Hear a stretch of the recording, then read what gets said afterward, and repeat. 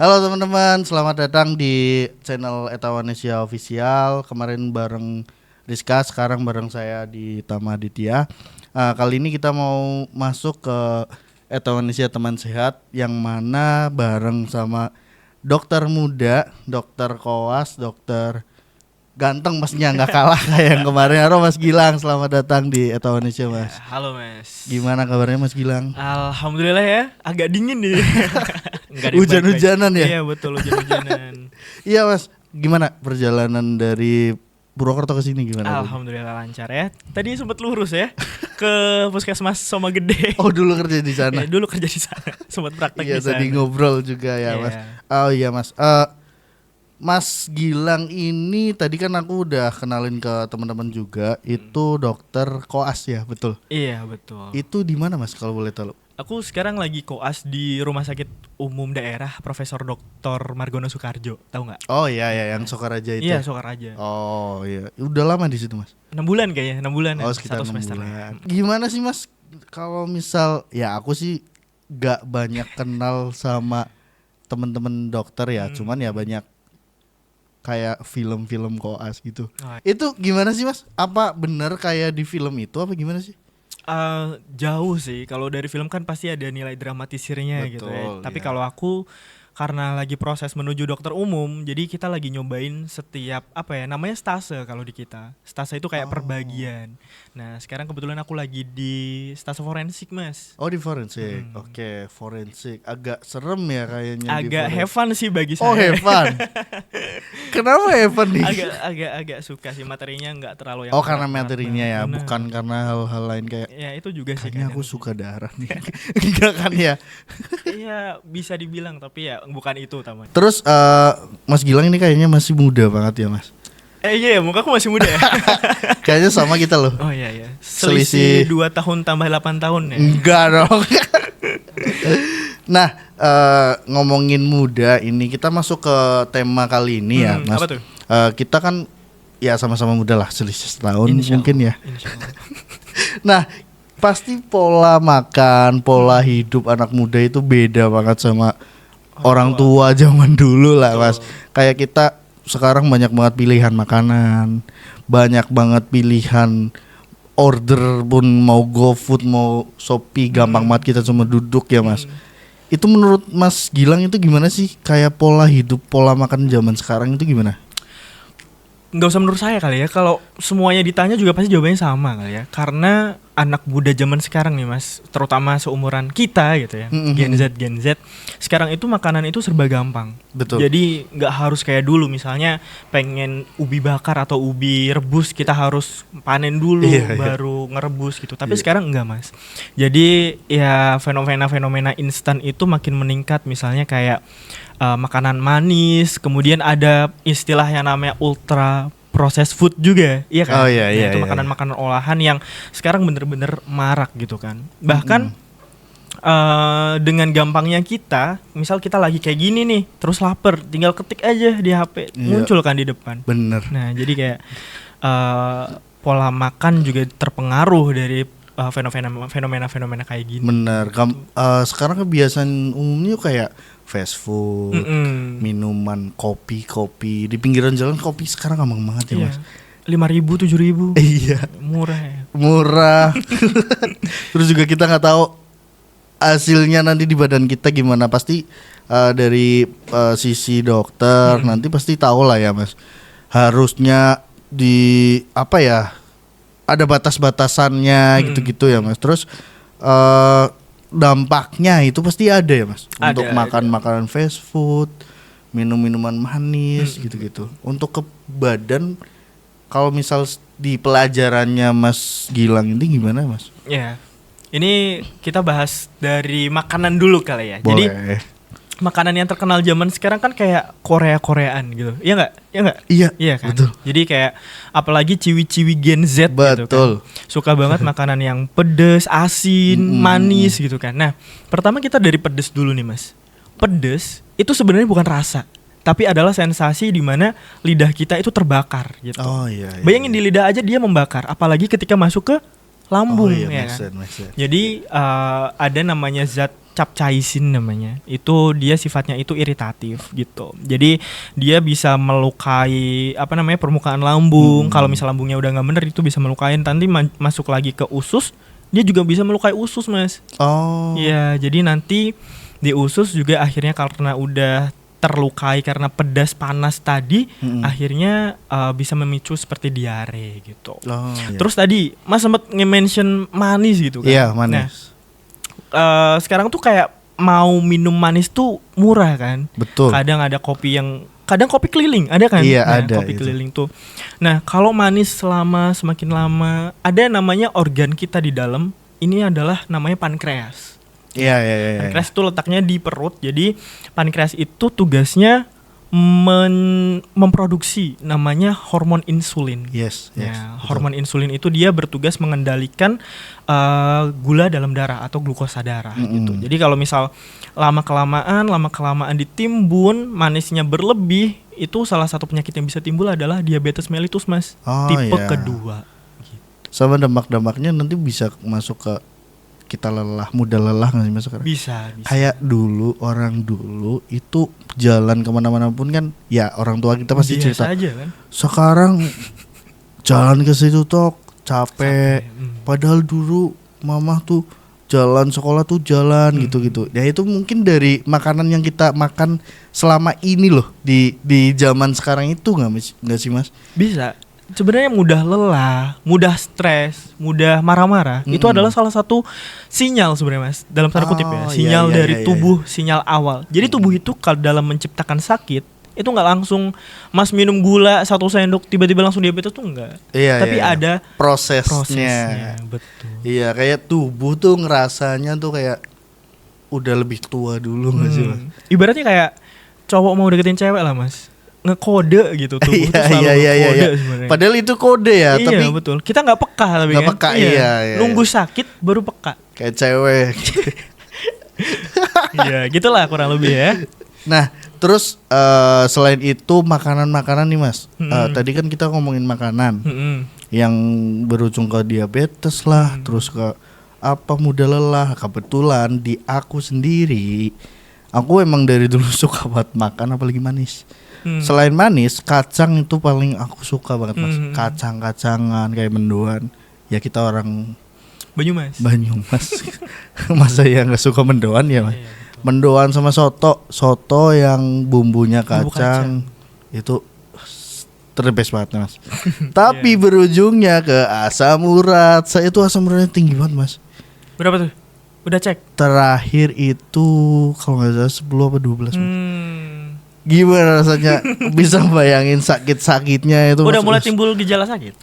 Udah Mas. Jadi udah. dulu tuh 2 tahun sebelumnya aku sering ngecek itu paling di 7, 8, 9. Itu masih gak ngerasain sakit. Tapi dokter yang ngetes itu, wah Mas ini tinggi banget. Saya pernah di 10 apa 11 dokternya tuh kaget. Emang gak ngerasain sakit ya? Nah itu aku juga nanya kan.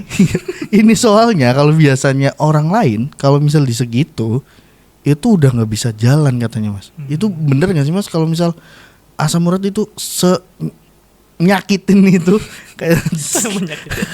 Nah sebenarnya dalam penyakit itu ada 2 tahap Mas. Ada akut sama kronik gitu kan.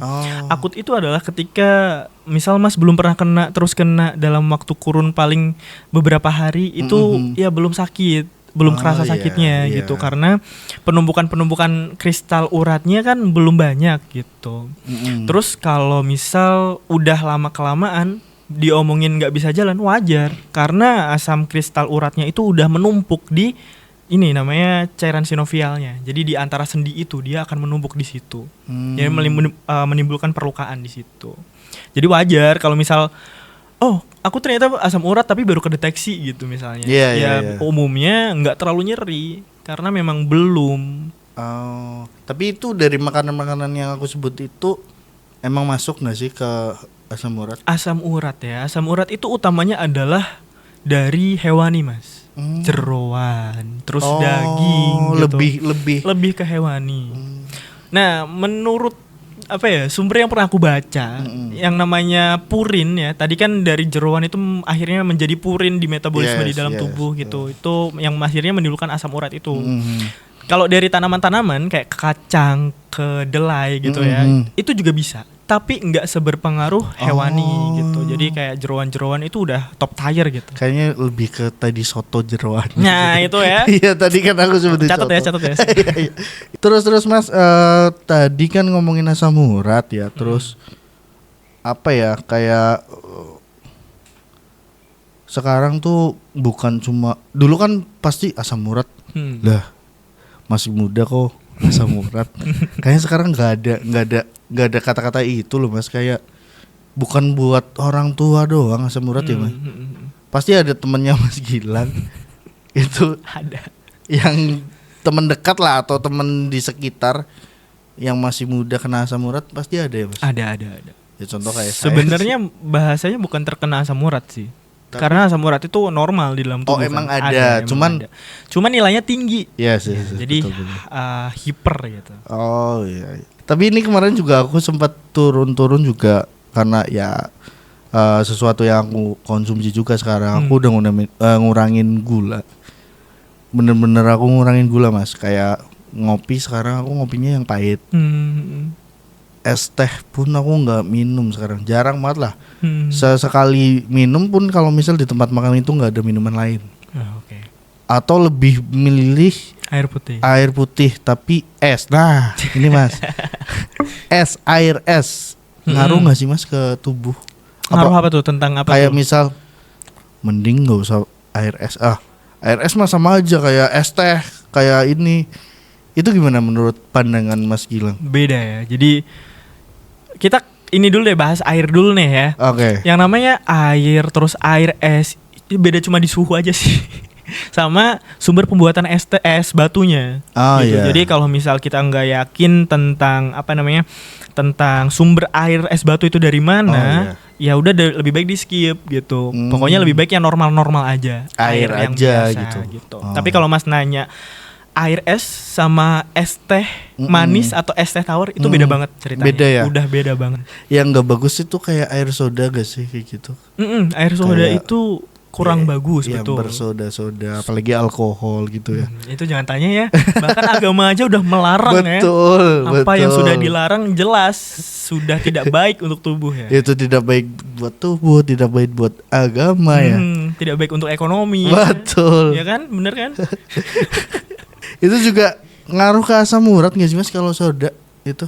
Waduh, aku belum baca spesifikasinya sih. Maksudnya tentang bagaimana itu di metabolisme gitu tuh enggak. Tapi kalau si alkohol itu bisa memengaruhi tubuh manusia, iya jelas. Dia bisa memengaruhi tubuh manusia. Nah, minuman tadi kalau soda terus juga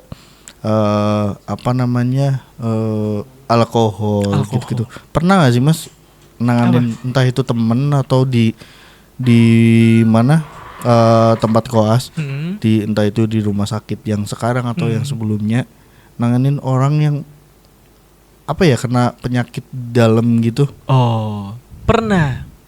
Waktu di puskesmas sih sebenarnya. Kalau di rumah sakit aku belum pernah sih. Sebenarnya latar belakangnya pasien ini sering mengeluhkan sakit perut. Kayak sakit perut. Terus kalau misal dia ini dulu, umurnya adalah masih sekitar 24-25 kalau nggak salah. Muda nggak? Itu. Nah, ya, muda kan? Ya. terus kalau dia ngeluh, dijawab sama orang tuanya tuh cuma, kamu telat makan doang. Yes, itu. Kamu paling habis makan pedes. Yeah. Tapi ternyata back of story-nya adalah dia adalah peminum handal. Wow. Peminum handal. Jadi ya mungkin setiap malam dia mengkonsumsi alkohol gitu. Nggak boleh menyebut merek ya. Iya, gitu. alkohol lah itulah ya. Minuman-minuman keras gitu. Nah, ada satu ketika dia muntah, tapi muntahnya darah, Mas. Kalau orang lain kan mikirnya kamu disantet atau gimana gitu kan. Penyakit-penyakit gak jelas gitu. Padahal itu karena salah satu efek dari alkohol. Kenapa sampai muntah darah itu dari mana sih? Nah, ceritanya adalah alkohol ini jika dikonsumsi sebenarnya dia tuh iritatif, Mas. Yang namanya iritatif kan merusak ya atau melukai gitu. Jadi sebenarnya alkohol itu dapat melukai permukaan lambung. atau mukosa lambung namanya. Hmm. Nah, kalau permukaan lambung itu sudah terlukai, terus ditambah minum alkohol lagi, ibaratnya kayak lapis by lapis atau layer by layernya itu dihancurkan, Mas. Jadi awalnya yang atas dulu nih udah kena, ada lapisan kedua, dihancurin lagi. Iya. Tapi ditambah lagi ada asam lambung, makin lah itu, ya kan? Akhirnya apa? Akhirnya lambungnya bolong. Oh, itu yang menyebabkan itu dari lambung bolong. Itu bisa menyebabkan muntah darah. Oh. Gitu. Jadi nggak cuma bikin pusing kelingan, tapi itu juga bisa gitu. Terus ada lagi, Mas. Sebenarnya dia pasien orang tua sih. Ya, tapi kebiasaan alkoholnya dari muda gitu. Jadi ibaratnya udah ditambung dulu nih dari muda alkohol sampai tua. Pas tua tetap alkohol. Dia itu backgroundnya adalah penguasa parkiran. Datang dengan keluhan tiba-tiba nggak bisa lihat gitu. Oh, sampai ke mata. Ke mata. Jadi ada yang namanya neuropati gitu. Akhirnya alkohol itu kalau misal dikonsumsi terus-menerus, dia juga akhirnya ke otak gitu. Ngaruhnya banyak ya, Mas? Banyak, Mas. Banyak. Selain itu, kalau misal nanti diminum lagi, nggak cuma buta tuh, otaknya juga bisa rusak. Dia kan kalau diminum, di metabolisme atau diubah, itu nanti dia jadi asetaldehid namanya. Bahannya adalah asetaldehid. Nah, itu sangat beracun, Mas, untuk tubuh. Gitu. Sangat beracun itu. Betul. Nggak baik itu, guys. Jangan minum alkohol lah. Ya, itu pun agama udah, let's say ya. Iya, dari agama udah haram, ngapain dilakuin juga. Betul. Aneh kalau misalnya mau ngelakuin, masih ngelakuin itu. Betul. Itu kan rata-rata ya tadi ada masih muda dengan keluhan gitu. Yang tua pun ada yang kayak gitu. Yang tua pun bisa. Nah, kalau misal pasien-pasien yang umur 40, 60 itu sering gak sih, Mas, dapetin? Kalau pengalaman asli sih enggak ya. Belum pernah ya, atau enggak pernah, let's say.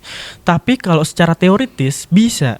Karena ya alkohol ini kan ditimbun sebenarnya di dalam tubuh. Keluar pun ya paling ada beberapa persen yang masih stay gitu. Iya. Kalau selain alkohol nih, Mas, pasien-pasien usia 40-60 itu masalah kesehatannya apa aja sih, Mas? 40-60? Iya, 40-60. Wah, 40-60 udah banyak ya. Misalnya penyakit-penyakit kronis yang kayak hipertensi, terus asam urat kayak tadi, terus jantung, terus diabetes itu juga banyak ya. Makanya menurut Kemenkes juga penyakit menular atau yang infeksi-infeksi itu akan bisa kalah sama penyakit tidak menular atau PTM jika masyarakat tidak teredukasi dengan baik.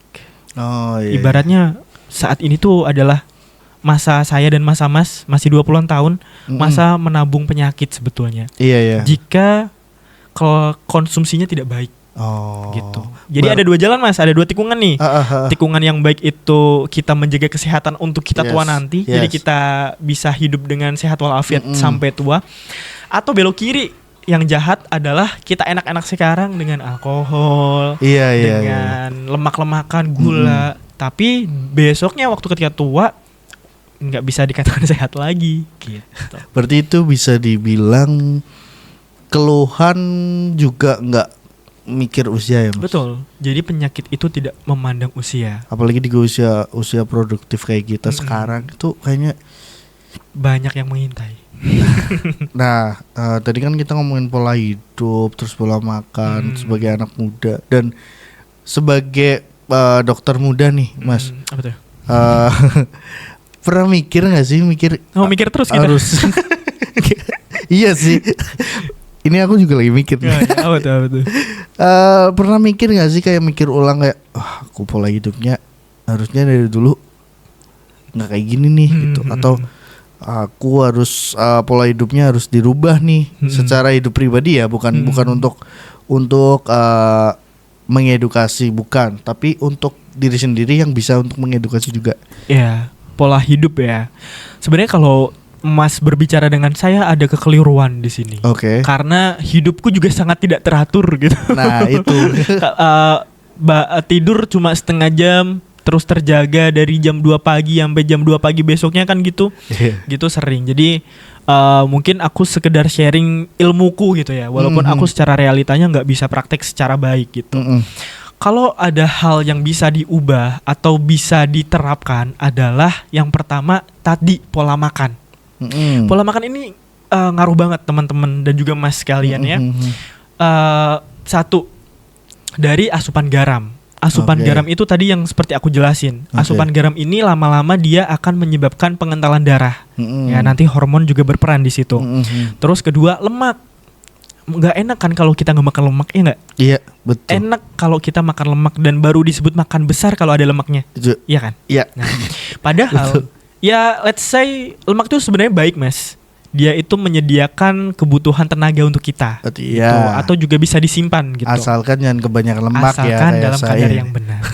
Tapi kalau dikonsumsi berlebih dan ditimbun nih, misal Mas usia berapa nih sekarang? 20-an lah. Kelihatannya kayak 17 ya. Oh, 20-an ya. Let's say 20-an dia makan lemak yang tiap hari gitu.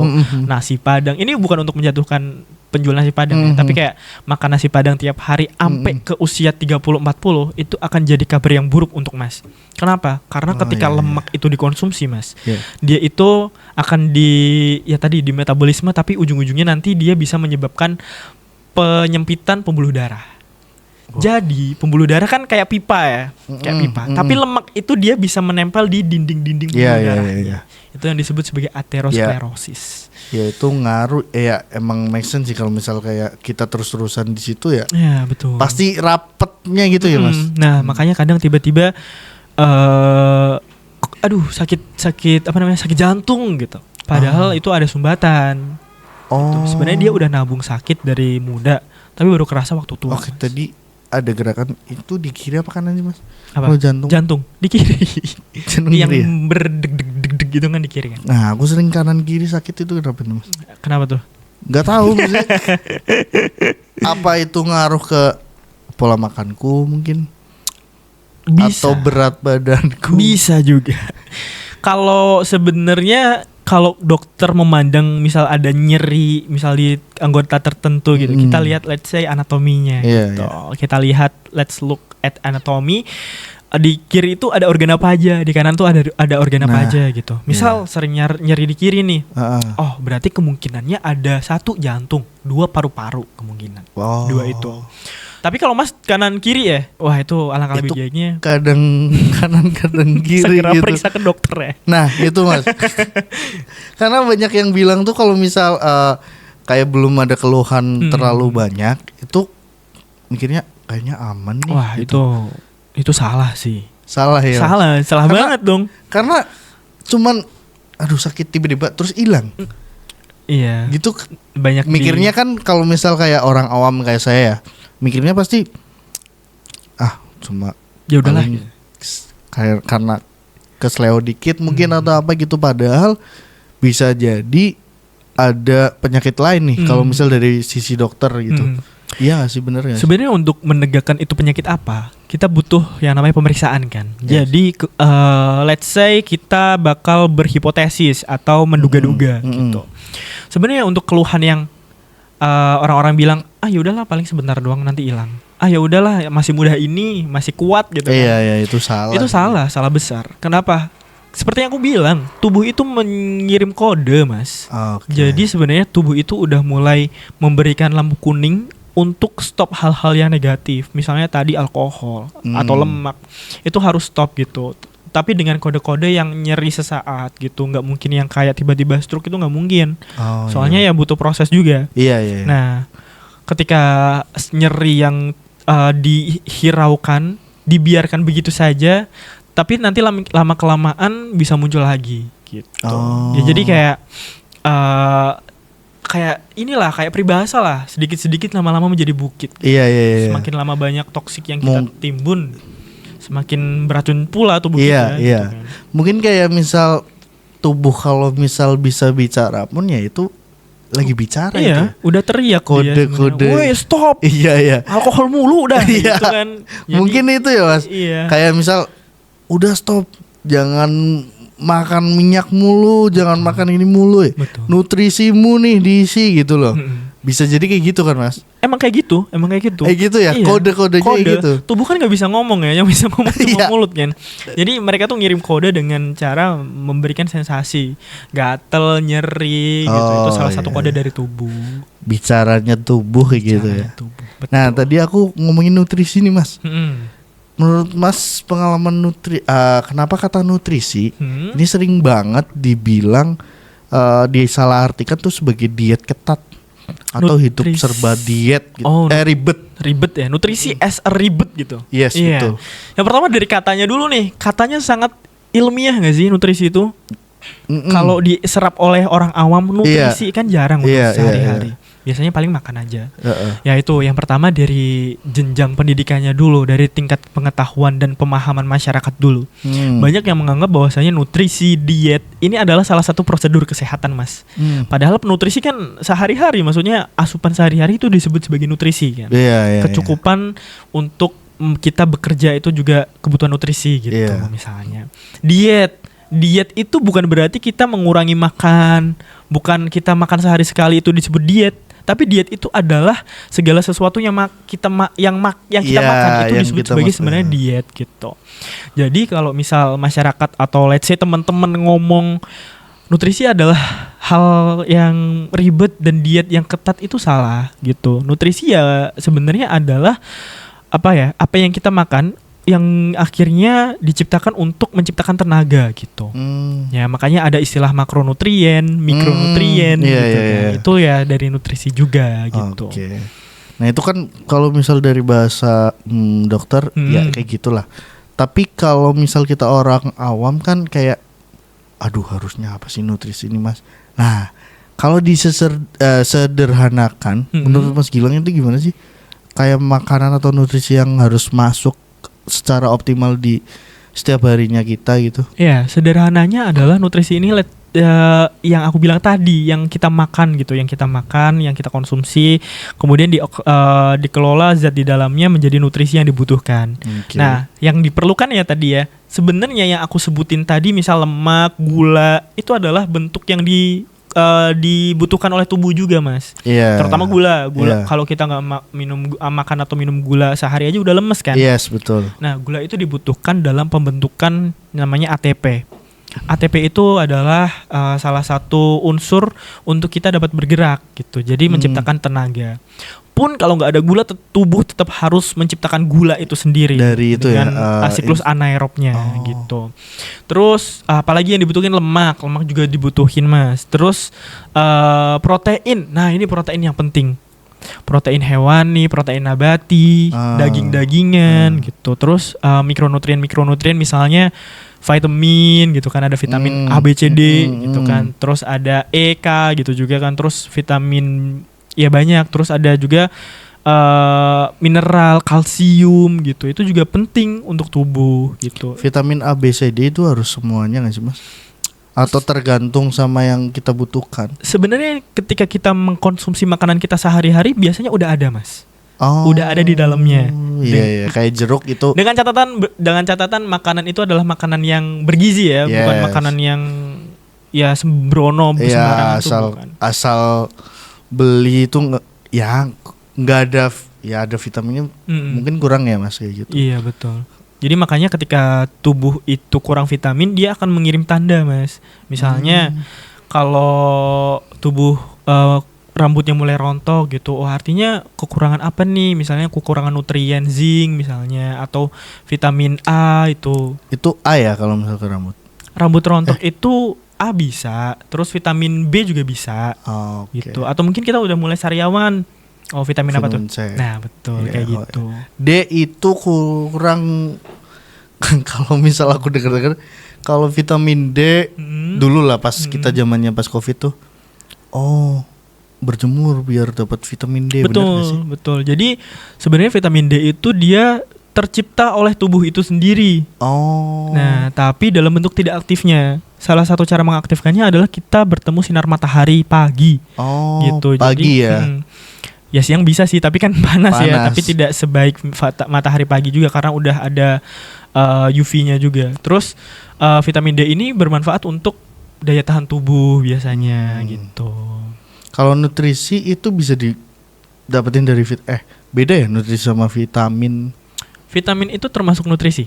Oh, vitamin termasuk nutrisi. Oh, lah terus kalau misal kita kekurangan apa namanya? Nutrisi, dampaknya ke tubuh itu gimana Mas? Kalau misal kita dipaksa aktif kerja, kayak saya nih kerjanya kayak tiap hari tetap gitu. aktif lembur gitu ya. Iya. Tapi tubuh kurang asupan vitamin, Kurang nutrisi, mineral iya, gitu iya. ya. Wah, itu ya tubuh itu akan protes, Mas. Ya tadi kayak nimbulin gejala-gejala Iya, gitu. kode-kode gitu. Biasanya kalau misal kurangan vitamin itu spesifik sih. Vitamin A itu bisa ke misal lama-kelamaan rabun gitu. Terus vitamin B itu juga ke syaraf, bisa nanti gampang apa namanya? Gampang kayak kesemutan gitu. Itu Iya, juga iya, bisa. Terus kalau misal tetap dipaksa, tubuh itu akan memberontak lama-lama dengan cara dia mengeluarkan penyakitnya gitu. Ya tadi misal aku kok nggak makan tapi tetap disuruh kerja, lambung tuh udah marah-marah, Iya, Mas. iya, Dengan iya, cara iya. apa? Dengan cara GERD. Jadi gastroesophageal reflux disease. Asam lambungnya keluar karena si otot penahan asam lambung itu dia udah nggak kuat. Karena disuruh kerja terus-menerus tapi ya nutriennya tidak baik gitu. Gitu. Oh. Iya, asam lambung sama makan nyambung gak sih, Mas? Nyambung. Oh, jadi harus makan biar aman gitu. Iya, jadi makan kan dikonsumsi sama asam lambung ya, Mas. Jadi makanan masuk ke lambung, dicerna sama asam lambung baru masuk ke bagian selanjutnya, usus gitu. Tapi kalau misal nggak ada makanan, terus asam lambung keluar, tiba-tiba dia mau mencerna apa? Mencerna lambungnya sendiri, Mas. Lapisan lambung akan dicerna oleh asam lambung. Nah, nggak cuma lapisan lambung, tapi ternyata otot bagian atas pengunci asam lambung agar tidak balik ke atas atau balik ke namanya esofagus atau kerongkongan, itu juga lama-lama akan kendor, lama-lama akan rusak gitu. Akhirnya si asam lambung masuk atau naiklah dia ke esofagus. Nah, nggak cuma merusak lambung, ternyata bisa merusak esofagus. Muntah darah jadinya gitu. Iya. Muntah darah itu orang-orang yang misal asam lambung kan yang nggak peduli sama tubuhnya nggak sih, Mas, kayak udahlah makanan dia aja, makan seblak gitu, itu ngaruh gak sih? Iya, ngaruh. Itu kan pedes ya. Iya. Tadi pedes itu dia bisa mengiritasi juga gitu. Kosong tiba-tiba kemasukan pedes. Iya. Nah, itu juga udah tidak ada faedahnya. Bahkan konsulen saya atau apa namanya spesialis guru saya itu bilang seblak itu adalah makanan yang tidak mengandung nutrisi sama sekali. Nah, itu. Gitu. Dia kan kalau dipikir-pikir iya juga kan. Dia itu dari aci tepung gitu. Jadi ya lebih baik dikurang-kurangi. Iya, betul. Kadang kan orang-orang yang makan seblak tuh ngeyelan gitu ya. Kalau misal dia omongin, ini nggak apa-apa, aku aja yang ngomong. Mumpung masih muda gitu ya. Iya, katanya mumpung masih muda. Ya udahlah, hidup cuma sekali, mumpung masih muda, ayo cobain gitu kan. Iya, pasti ngomong, tapi kan iya, kalau misal lagi sakit yang susah kan orang lain. Gak cuma diri kita sendiri. Sebenarnya salah satu penyimpangan fenomena di Gen Z sekarang adalah itu tadi, selain ngeyel adalah, Mas tahu self reward gak? Yes. Nah, self reward ini kan kalau misal kita lagi skripsi jadi selembar, self reward dulu, harus selembar, makan seblak dulu, iya. Atau aku pengen beli boba gitu. Iya, boba kan manis banget ya. Yes, betul. Tapi sayangnya self reward ini dilakukan setiap hari, Mas. Iya. Jadi selain dompetnya kering, lama-lama tubuhnya juga kan kering dengan penyakit-penyakitnya gitu. Itu sih salah satu fenomena yang salah kaprah sebenarnya. Nah, terus masuk ke pola hidup ideal. Nah, gimana tuh? Menurut Mas Gilang, dari kacamata medis nih, lebih penting pola hidup ideal atau kebiasaan kecil yang konsisten? Lebih penting mana atau gimana gitu? Oh, gini ya. Jadi pola hidup ideal sama hal kecil yang konsisten. Yes. Tergantung ya. Pola hidup yang ideal dilakukan sekali dua kali itu nggak manfaat. Betul. Hal kecil, tapi kalau hal kecil yang dilakukan hal negatif kan nggak baik juga gitu. Jadi hal kecil yang baik gitu. Kalau dari kalimat ini sih tentu hal kecil yang baik dilakukan itu jauh lebih baik dibanding pola hidup ideal tapi tidak konsisten dilakukan, Oh, iya, Mas. iya, iya. Jadi intinya adalah dua kalimat ini sama, tapi kalau ketambahan konsisten jauh lebih baik gitu.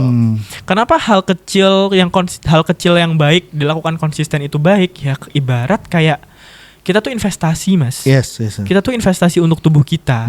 Kalau kita udah investasi untuk tubuh kita investasi untuk masa depan kita. Iya. Iya kan? Iya. Nah, Setuju.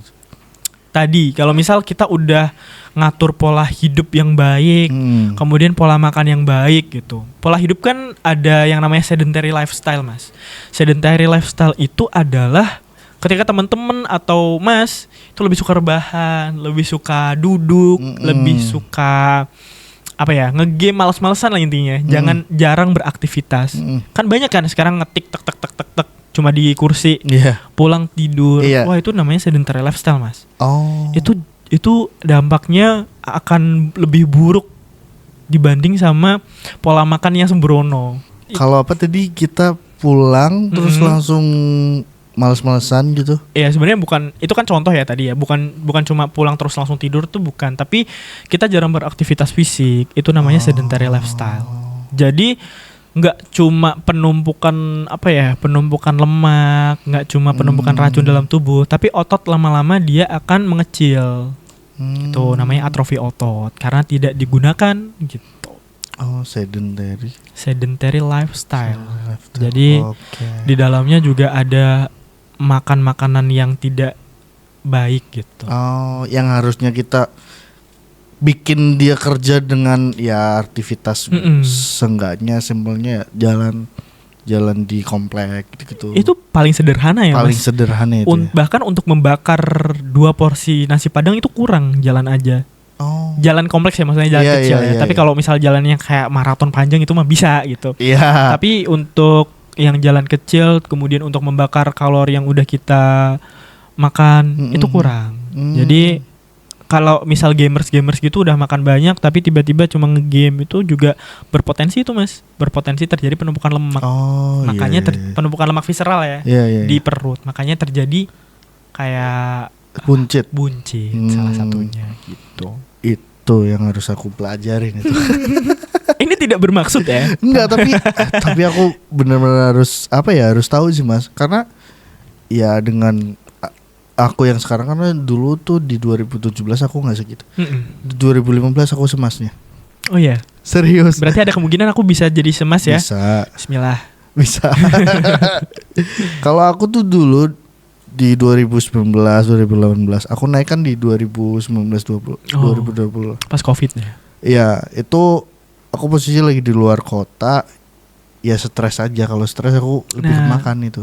Nah itu, Mas, stres tuh. Iya, itu. Udah tuh combo, Mas. Stres, sedentary lifestyle, sama pola makan yang tidak baik. Iya. Triple kill, Mas.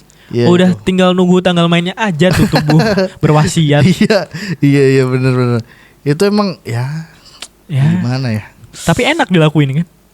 Enak. Terbahan habis cuman makan. Sekarang ya udah ngerasain, aduh kayaknya kurang. Iya. Kurang pas nih kayak naik ini kan, naik tangga kesini aja aku ngap, Mas. Nggak baik itu. Iya, makanya udah pertanda itu. Aku udah mulai kode dari tubuh. Gitu. Nah, terus lanjut nih, Mas. Ada pertanyaan. Sekarang banyak anak muda mulai melirik ke nutrisi alami ya, gitu. Kayak misal, betul. Nutrisi alami ya apa aja, Mas? Kayak superfood misalnya, kayak misal kalau Mas suka scroll TikTok, ada satu TikTokers dia itu punya kebun buah sendiri, kebun sayur sendiri, dan dia tanam tanpa menggunakan pestisida, dipetik langsung dimakan. Ya salah satunya itu kan alami kan.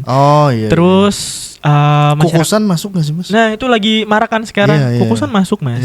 Kukusan masuk, tapi dengan catatan dia perhatikan juga ya manis-manisnya. Kan ada ubi tuh, ubi manis kan, apalagi celembu. Nah itu juga harus diwaspadai. Tetap walaupun sealami apapun, kalau misal berlebihan ya betul baik ya. Betul. Segala sesuatu itu aku juga sempat sempat menjalankan itu, Mas. Full kukusan full. Tapi ya itu balik Jangan. lagi ke pola hidup ideal. Kan pola hidup ideal tadi yang Mas Iya. bilang, kalau misal sehari 2 hari ya sama aja bohong. Betul. Aku melakukannya kayak gitu. Sehari 2 hari doang nih. Iya. Wah, story Iya. nih gitu, story. Story. Kukusan nih. Besoknya udah enggak.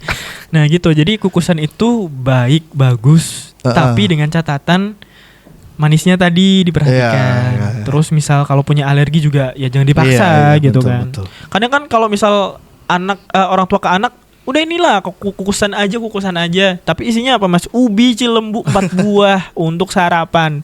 Buset. itu Manis banget itu. menimbun gula kan. Gitu. Ditambah ngasihnya minuman yang kayak misalnya apa ya yang dikasih gula gitu. Oh iya, iya. SKM kasih gula Iya. untuk anak Udah SD. SKM Iya kan? kasih gula ya. Terus itu tadi kan kayak kita ngomongin nutrisi alami, kayak ada kukusan, terus ada yang katanya Buah TikTokers sayur. yang ngambil sendiri gitu. Sama ini apa namanya kayak susu-susuan gitu, susu kambing gitu, terus kayak daun-daunan itu termasuknya nutrisi alami ya, bukan Mas? Iya betul. Nutrisi alami kan yang berasal dari alam ya. Daun-daunan. Ini daun apa nih? Daun keladi mah bikin gatal. Daun ya, daun yang Daun bermanfaat. kelor gitu contoh. Kelor. Ya, Nah, kelor ini aku sempat tertarik untuk meneliti karena Oke. aku baca jurnal dia itu bener-bener banyak banget mikronutriennya. Oke, iya. Jadi betul. kayak flavonoid gitu, itu ada tuh di dalam daun kelor. Terus apalagi ya? Dia juga berperan sebagai antioksidan gitu. Nah, salah satu yang pernah aku teliti adalah flavonoidnya. Flavonoid ini ternyata dia juga bisa selain sebagai antioksidan ya, juga bisa sebagai obat Mas, anti jamur. Ya, jadi skripsiku tentang itu. Oh iya. Tapi selain kelor ya banyak sih, daun sirsak misalnya itu juga bisa, daun Daun serai sirsak. itu juga Daun bisa. serai. Tapi yang aku kenal dan kalau orang-orang sebut itu tuh kayak tanaman kecil tapi sejuta manfaat, itu adalah daun kelor Mas. Oh iya daun kelor. Emang ya daun kelor selain untuk tadi banyak banget apa ya Nutrisinya.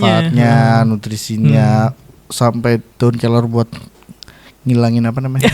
Jambi-jambi ya buat ngilangin apa namanya Sampai ketempelan ya. itu loh ya. Oh, Pekalongan juga ada Mas kayak gitu Mas. Oh, kalau di sini juga ada kayak gitu. Jadi wah, ternyata sampai ke bukan ke cuma ke medis doang, tapi ke apa ya kayak gitu namanya Iya, apa? Paranormal. Supranatural. Iya. Masuknya ke supranatural juga gitu ya. Betul. Nah Mas, perlu diluruskan juga nih Mas, kalau misal nutrisi harian itu kan bukan pengganti obat ya. Nah tapi lebih ke apa sih perannya buat tubuh? Nutrisi alami harian. Nutrisi gitu. alami harian Oh. itu. Iya, betul. Nutrisi alami itu bukan pengganti obat. Kita permudah lah ya, sederhanakan ya. Nutrisi itu ibaratnya adalah instalasi listrik di dalam rumah. Jadi dia yang mengatur semua regulasi listrik gitu. Terus dia juga yang menyetabilkan rumah gitu. Tapi kalau obat itu adalah pemadam kebakaran. Jadi listrik tadi kan bisa memicu kebakaran kalau misal ada sesuatu yang salah, ada yang kurang atau ada yang berlebih gitu. Nah, obat itu adalah pemadam kebakarannya, Mas. Nah, kebakaran adalah penyakitnya. Jadi sebenarnya nutrisi itu yang tadi listrik juga bisa menyebabkan kebakaran atau bisa menyebabkan penyakit. Bisa diredakan dengan obat atau pemadam kebakarannya gitu. Atau ibaratkanlah nutrisi itu ibaratnya fondasi, Mas. Kalau obat itu catnya. Jadi mau sebagus apapun catnya, semahal apapun catnya, kalau pondasi rumahnya gampang roboh, ya udah nggak bermanfaat gitu. Itu yang salah. Banyak masyarakat beranggapan obat adalah penolongku, tapi dia tidak memodifikasi gaya makan dan nutrisinya. Sama aja gitu. bohong ya. Misal paling simpel ya. Sorry motong. Jadi paling simpel kayak hipertensi dan gout atau asam urat gitu. Itu sebenarnya modifikasi utamanya adalah modifikasi gaya hidup dan pola makan. Yes, betul. Tapi masyarakat tuh ketergantungan obat gout. Iya, apalagi di Indonesia. Iya, betul. Jadi orang tua yang datang ke pos lansia, posyandu lansia. Itu ngeluhinnya kayak gitu, tapi pas balik ke rumah minum obat, lagi-lagi makannya apa? Jeroan. Nanti ini diminum Barangnya setelah makan ya. Oke. Makannya apa? jeroan. kadang ada orang tua yang nggak bisa minum obat langsung kan. Dia ini Mas, ngunyah hati yang digoreng sambil minum anti asam uratnya. Ya udah. Obatnya bingung gak ya Mas? Obatnya kalau bisa ngomong tuh, maksud lu apa-apaan gitu. Kok dibarengin sama musuh aku gitu. Kayak bingung gitu loh. Nah, nah terus tadi itu ya Mas, kita balik lagi ke susu kambing etawa. Susu kambing. Iya, susu kambing etawa itu kan katanya lebih bagus dari susu sapi ya. Kalau misal kita cek di ya kebanyakan artikel atau apa gitu-gitu. Yeah. Sebenarnya susu kambing etawa ini udah banyak diteliti Mas. Salah satunya temanku meneliti, dia membuat kefir dari susu kambing etawa. Dan memang terbukti kalau misal salah satu manfaatnya adalah dia dapat mengurangi biofilm jamur. Jadi ibaratnya kayak pertahanan jamur menimbulkan penyakit adalah biofilm. Itu bisa dihancurkan atau bisa dikurangi atau direduksi dengan tadi kefir dari susu kambing etawanya. Jadi kalau aku baca sih susu kambing etawa ini kandungannya kalsium, terus protein juga ada, terus zat-zat nutrien yang lain juga ada. Jadi kayak lengkap gitu. Penting banget buat tubuh ya. Kalau susu sapi, ya susu sapi juga bermanfaat sih. Tapi masyarakat Indonesia ini enggak masyarakat Indonesia sih, banyak yang alergi susu sapi sebenarnya. Betul, ya. Jadi ada yang namanya intoleransi laktosa. Intoleransi laktosa. Jadi tubuh manusia itu dirancang tidak untuk mencerna laktosa. Makanya dia akan stay di usus besar lama. Makanya akhirnya menimbulkan diare Mas. Itu biasanya. Iya. Terus kalau misal tadi susu kambing, terus kita kan ngomongin tadi susu kambing sama daun kelor ya, Pak. Daun kelor tadi yang dengan segudang manfaat sama nutrisi, ya. Itu nggak mungkin kita cuman ngambil di pohon. Dibebek. Apa ya bahasa ininya? Indonesianya. Bahasa Indonesia apa ya? Ditumbuk, ya, dihaluskan, ditumbuk terus dimakan, itu kan aneh gak sih Mas? Baunya aja gak enak loh daun kelor. Bener. Pernah nyium gak? Pernah. Daun kelor baunya gak enak Mas. Aneh kayak ya gak enak aja. Sama susu kambing pun kalau misal kita harus meres di kambing pun aneh juga. Kambing kan. Siapa yang mau diperas? Kalau gak punya kambing. Bener. Nah kebetulan kita di sini ada susu etawa Indonesia yang udah gabungan dari daun kelor dan juga susu kambing etawa ini Mas. Gitu.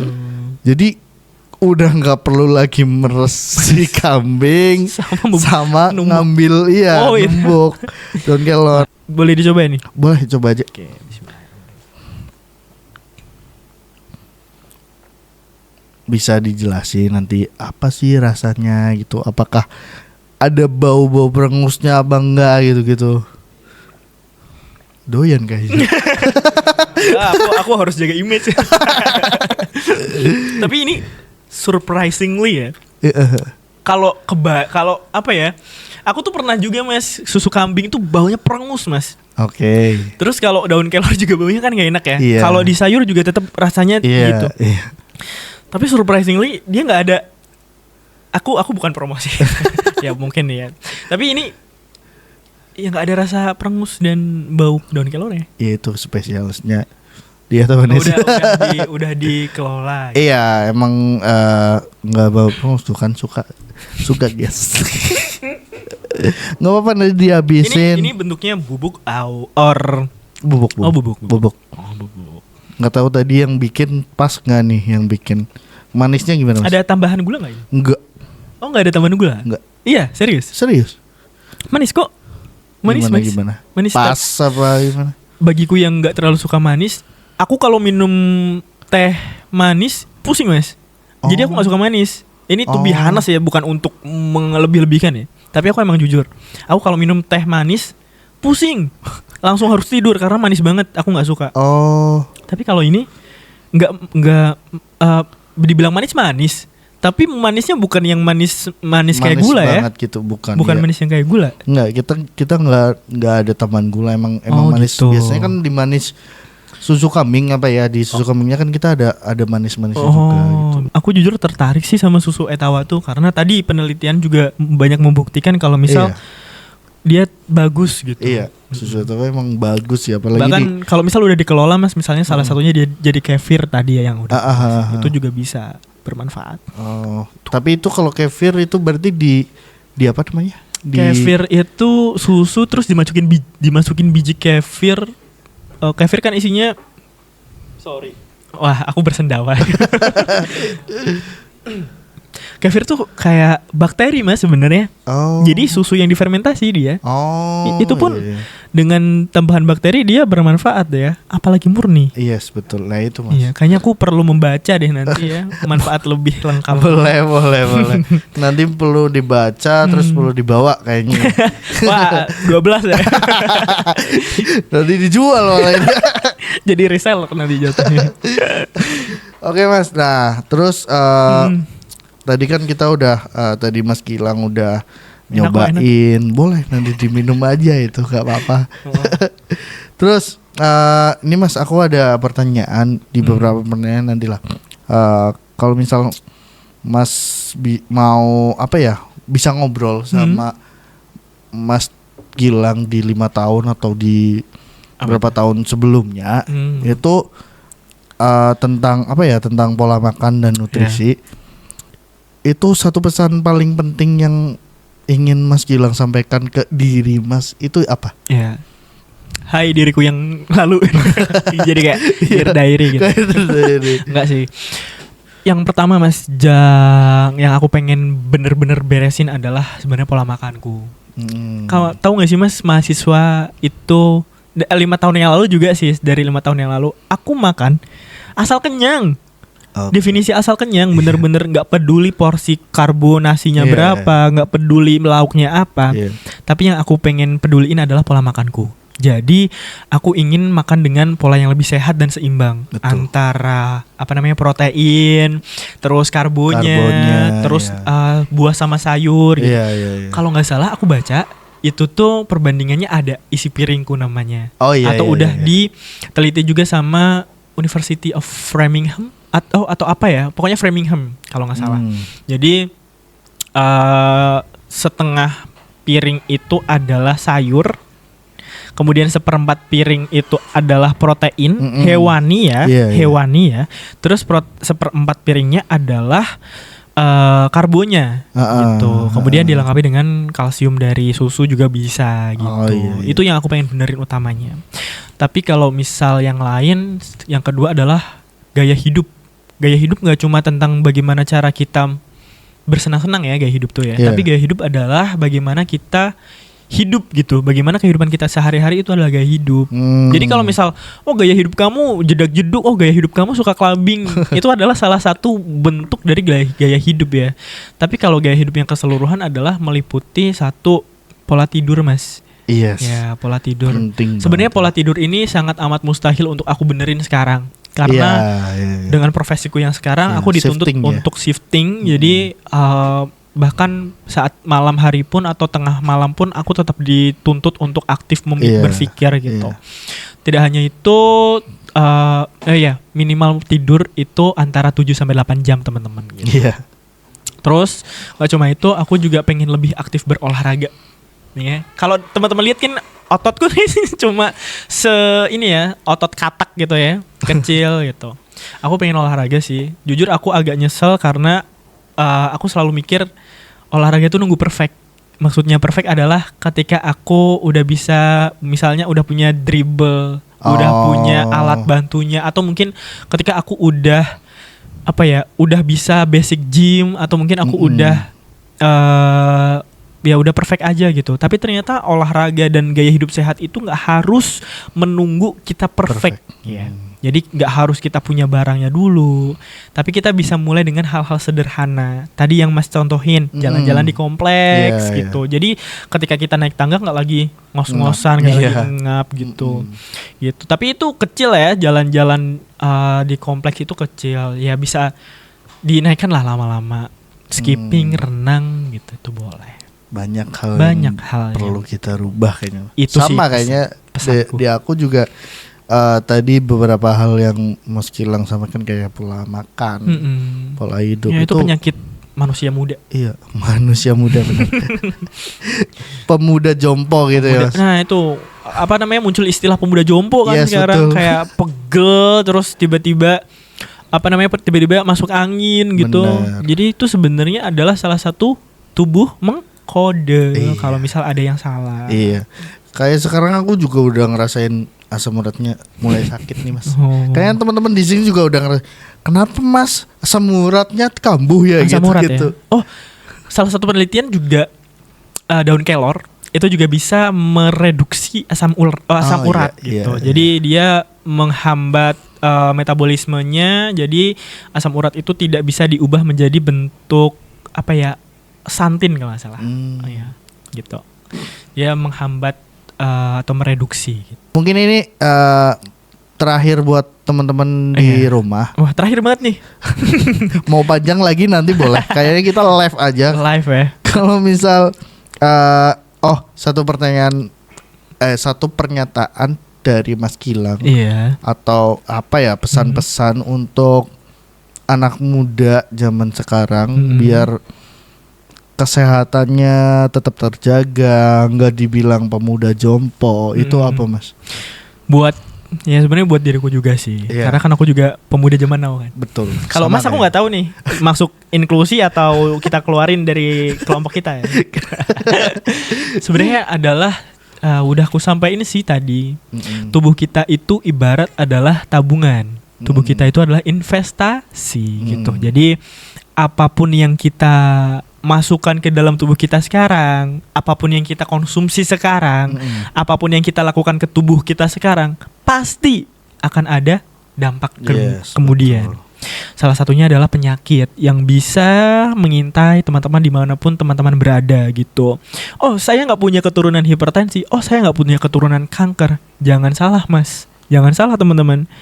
Mereka itu mengintai dari berbagai sudut. Karena ada kesempatan. Salah satu kesempatannya adalah ketika teman-teman di rumah nih ya, tidak menjaga kesehatan tubuh teman-teman dan tidak berinvestasi dengan baik di tubuh teman-teman. Betul Gitu. banget. Ini selain untuk apa ya? Selain menasehati orang-orang di rumah, orang-orang di luar sana gitu, itu juga untuk nasihat kita berdua ya, Mas, Iya, ya. betul. Karena Gitu. itu penting banget sih, Mas. Betul. Karena buat hidup kita, buat investasi bener untuk masa depan, mungkin kita nantinya punya Punya anak. Jangan sampai anak kita tumbuh tapi kita udah ditanam. Betul. Gitu kan. Jangan sampai anak kita malah ngurusin kita sakit. Nah, betul. Itu yang Itu paling penting banget. enggak diharapkan Makanya sih. dari sekarang aku mulai memperbaiki pola hidup lah, Mas. Gitu. Aku tahu mungkin teman-teman di rumah kayak bakal ngomong doang gampang. Iya, Betul. benar, ngomong doang gampang. Karena aku ngerasa sebagai seorang dokter muda mengedukasi pasienku itu sangat-sangat mudah. Iya. Tapi untuk dilakukan sangat-sangat sulit Betul. karena butuh konsistensi. Iya. Nggak harus muluk-muluk langsung besoknya langsung Iya, diet ketat iya, itu iya, nggak iya. usah langsung. Tapi dimulai dengan Yang cara penting apa? mulai, iya. Yang pertama bisa mengurangi asupan gula. Oke. Asupan iya. gula maksimal kalau nggak salah menurut WHO itu 4 sendok makan sehari. Gitu. Jadi jangan dilebih-lebihkan. Nggak apa-apa kamu suka manis, tapi bisa diganti manisnya dengan sesuatu hal yang lebih bermanfaat. Misalnya kalau misal susu ya, ini ya, gitu. Terus kurangi garam. Tuh, garam itu kalau nggak salah menurut WHO maksimal 1 sendok teh setiap hari. Satu Setiap harinya. Oh, satu harinya itu Satu sendok teh. Satu. Atau sekitar 2000 gram atau 2000 miligram. 2 gram atau 2000 miligram gitu. Jadi ya itu, tubuh kita itu berharga, teman-teman. Karena aku sebagai seorang dokter muda, aku menyaksikan langsung pasien-pasienku yang terbaring di bed rumah sakit, di bed ICU yang nggak bisa ditunggu, teman-teman. ICU itu nggak bisa ditunggu. Jadi jangan sampai kita kayak mereka. Jangan Betul. sampai kita juga terbaring lemas di ICU tanpa adanya satu orang pun di samping kita dengan keadaan yang tidak kita inginkan. Betul. Gitu. Betul banget. Nah itu teman-teman. Jadi sehat itu bukan tentang nanti, tapi Betul. tentang pilihan kecil Betul. yang kita ulang setiap hari, gitu Mas. Betul. Gitu Wah, ya. Ini kutipan yang bagus. Langsung aku masukin nih. Iyalah. Nanti di sini ada tulisan. Kalau bisa sekarang ngapain enggak gitu kan? Iya, kalau bisa sekarang kenapa nanti? Kenapa nanti? Kenapa nunggu masa depan kita Iya, hancur? Betul. Gitu. Kalau Oke. bisa dilakukan atau kalau bisa dijaga, kenapa harus diobati? Betul. Iya kan? Betul banget. Salah satunya menjaga sama Indonesia ini. Oke, Mas Gilang, terima kasih banyak Sami-sami. Sudah meluangkan waktunya Mas Gilang dan juga sudah jauh-jauh kesasar tadi ya. Jangan itu Kesasar, dong yang diinget bahasa dong. Jawa ya. Tersesat. Tersesat. Kalau tersesat tuh kayak aliran sesat gitu. Iya, Apa ya? Udahlah kesasar. Iya. Kalian kalau misal nggak tahu cari di Google. Tuh, ada kok Google ya. Ketika Iya. tersasar. Apa? Kesasar. Ya? Kesasar ya. Mas Gilang udah tahu lah kesasar. Iya. Oke, terima kasih ya Mas. Ya, sama-sama Mas. Waktunya Terima kasih kita kembali. semoga besok kita bisa ngobrol lagi. Bersilaturahmi. Betul, bersilaturahmi. Oke, mulai peduli apa yang masuk ke tubuhmu hari ini karena tubuhmu di masa depan adalah hasil dari kebiasaanmu sekarang. Setuju. Tetap menjaga dan memulihkan. Oke, thank you teman-teman. Kalau misal besok pengen bahas apapun, terus juga yang teman-teman di daerah Banyumas Purwokerto, kalau misal ada teman dokter atau apa yang pengen diajak ngobrol sama kita, boleh banget komen di bawah. Thank you. Thank you guys.